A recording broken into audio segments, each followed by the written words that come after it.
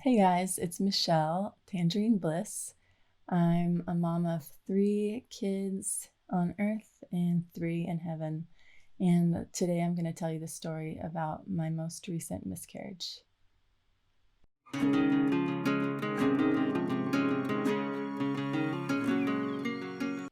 So, in January of this year, I had my third miscarriage.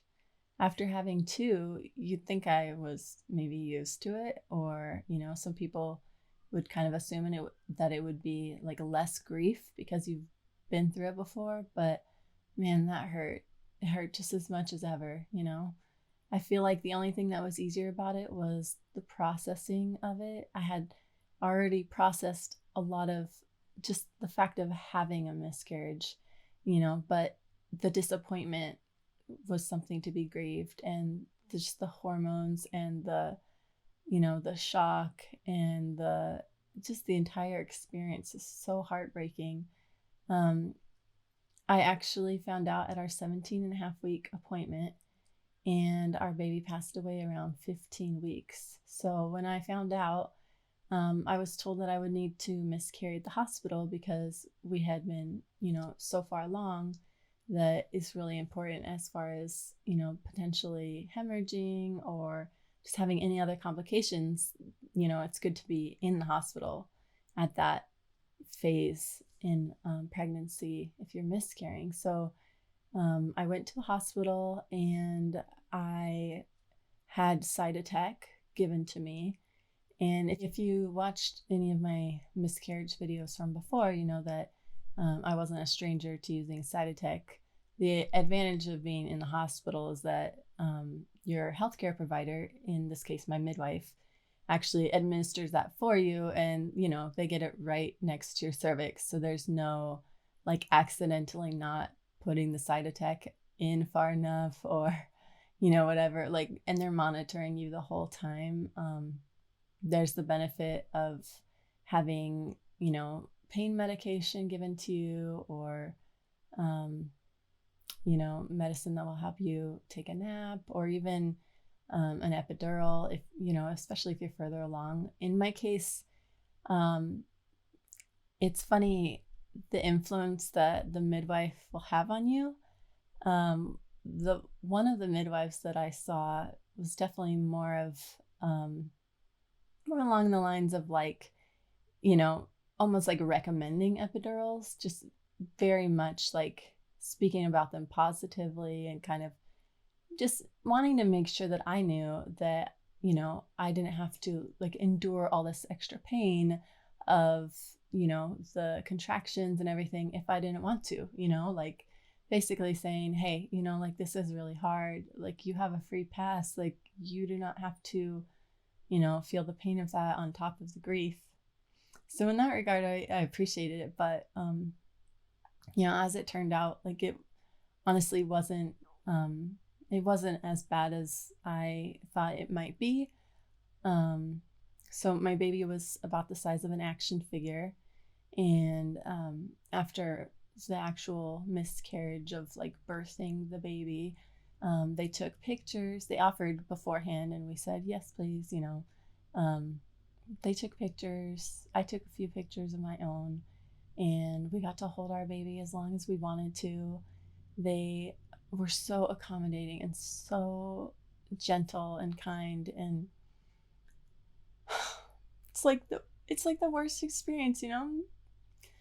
It's like you're expecting to have this little person in your life forever, and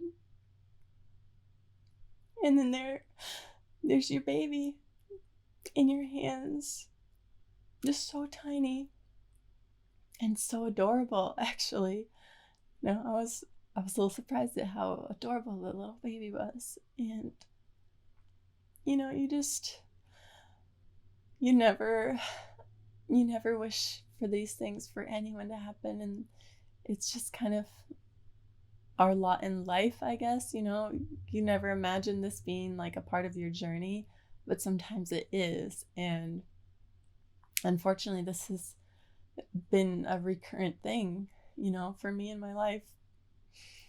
And I guess the hardest thing is like talking about it. when I think about it, it's okay. And for the first for the first several weeks, I just I cried a lot, not all day long, but um, maybe for a little while in the evening, or it would just hit me, have a lot of precious little distractions, and they definitely kept my mind off of things. But it's so hard, going through that. But one of the biggest blessings was the fact that I actually, because I had already finished the first trimester, I decided that I would share on Facebook and tell everybody. And it was only a few days later that I found out our baby passed away. And so, right after, like, all these people were just so excited for us, and it was so precious to like share in that joy with them. And then so many people were saying, we're praying for you, thinking about you, and just so many encouraging things. I really honestly feel like that made such a big difference for me, being like thought about, being carried through the love and prayers of these friends and family. um I guess in retrospect, I wouldn't have wished to have done that differently. And I feel like a lot of those hardest first weeks, um, that burden was made lighter because of the community that surrounded me, and I'm so thankful for them. There were some people that brought us a meal, and just a lot of people reaching out. And honestly, the weirdest like thing that happened that I feel like really um, just kind of put me in a little tailspin in a way was the fact that I actually got a infection after the fact. So I was in the hospital for a little over a day, for the actual miscarriage and the birth. But then a week later, I had to go back to the hospital because I started getting a fever. I started feeling cramping and like just not normal. It was out of nowhere. And we talked to the midwife, asked her about it, and she said, you're going to need antibiotics, and they do that via an IV. And I had to go. At first, we thought it was going to be just 24 hours, the way that it was described to us. But in actuality, I needed to be at the hospital for 24 hours after the fever subsided. So I actually had a fever for a couple days.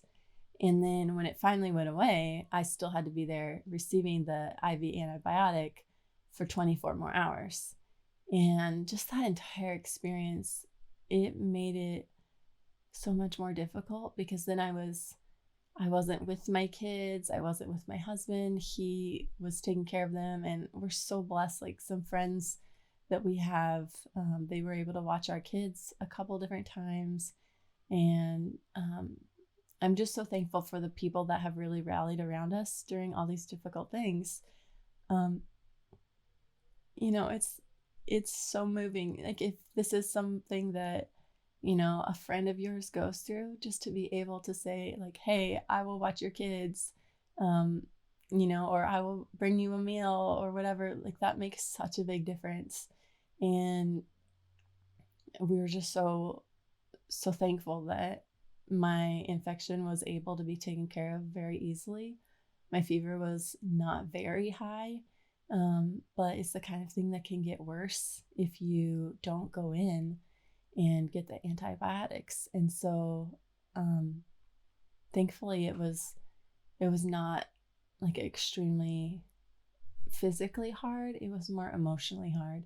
And honestly, when I first went in, I was just like, am I gonna die? Like, this is awful. I don't want to. And you just never know. There's complications that come along with pregnancy and miscarriage, and complications happen after having babies. And um, so I'm just so thankful for the fact that the team at the hospital was really helpful. The team at the hospital was so friendly and loving. And I had a hard time sleeping. I could not fall asleep. It was just like so many thoughts running through my head. And so many just so many emotions. And the night nurses, they were so sweet, and I had like a couple of lengthy conversations with them and different ones, and honestly it was just encouraging, you know.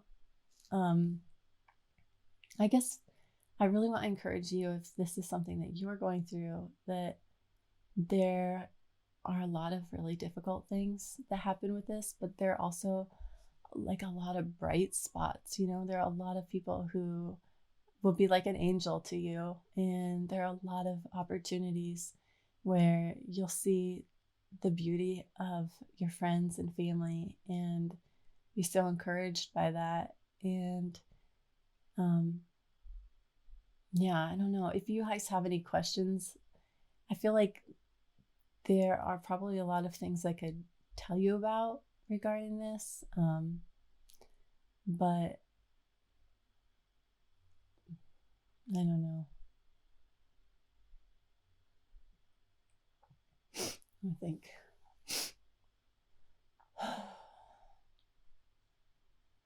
one of the things that was really meaningful to me was the fact that, in addition to the pictures that they took, they actually made us a scrapbook, and they even sent us home with like multiple keepsakes. So this is the scrapbook, which is kind of hard to see, I think, maybe, but from there, we nicknamed our baby Silver, and we have pictures of our little baby. They put how much our baby weighed, which was 0.045 kilograms, so super, super light and tiny. I have pictures of my husband. I'm not going to share all of these in the video just because I feel like it might be a little bit too disturbing for some people. I don't know. I was just so thankful. They were so loving to put this together. And we even got a couple extra little pictures. This is one.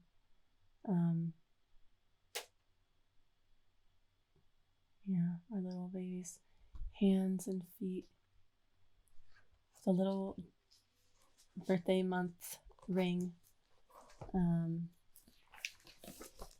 We were given, I will show you some of the keepsakes that we were given. It's so sweet of them to do all of this.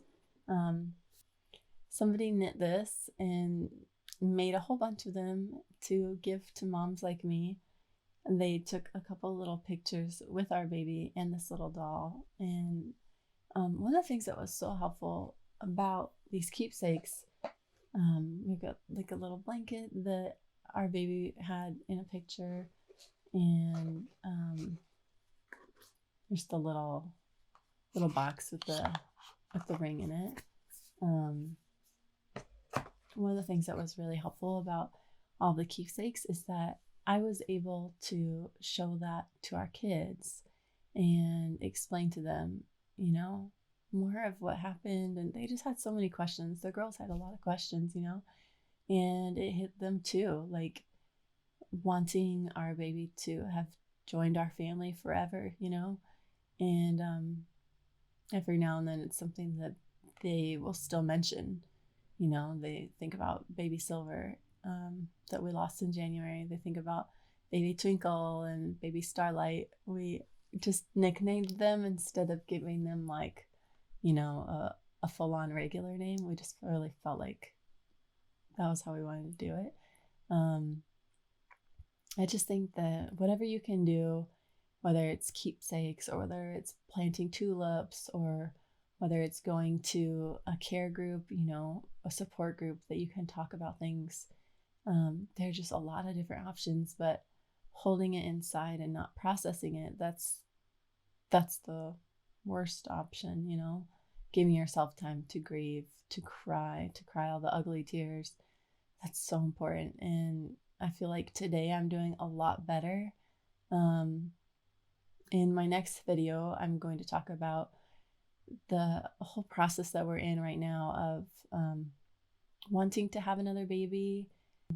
But I just hope that if this is something that you're going through, that you will feel all the love from those who care about you, and that you know that you're not alone. And even if this is happening to you when we have to be isolated physically because of the coronavirus, I hope that you know that you don't need to be isolated emotionally. And I'm more than happy to connect with you if you want to message me here or message me on Instagram, because we are not the only ones that have gone through this, and you're not the only one who's gone through this. And your feelings are really important, and the ability to connect with somebody is really important. So hit me up if you need to, and I'll talk to you guys later.